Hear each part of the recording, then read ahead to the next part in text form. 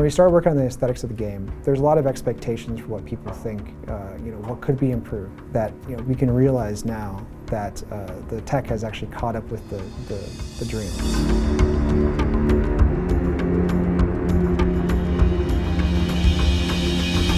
Homeworld 1 we developed at a time when 3D engines were pretty primitive. It was very hard to push very many polygons. Now we can push so many polygons.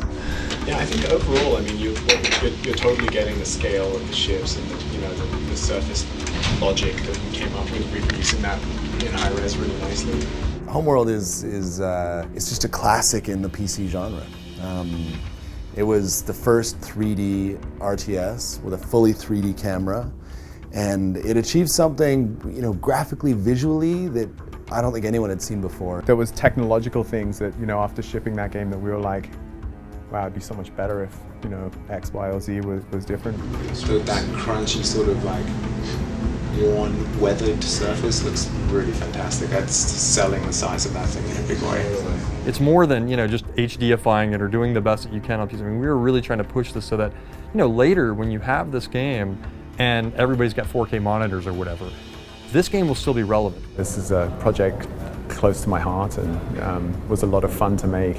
So seeing it come back and in the technological powers of today is just exciting.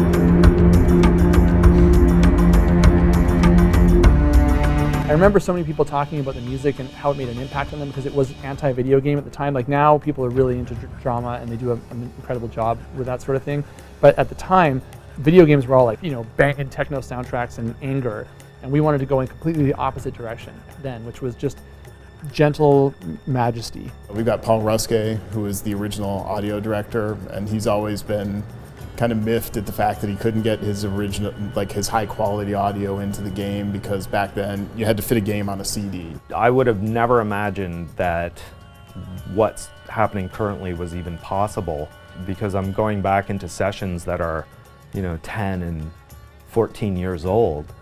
And remastering and reworking and just bringing a whole bunch of new experience to that old music. We have credit music. He actually overlaid the audio, the high definition audio onto the videos and showed it to us, and it's a different experience. It just feels way more meaty and it feels richer, and all the voices don't feel like tinny.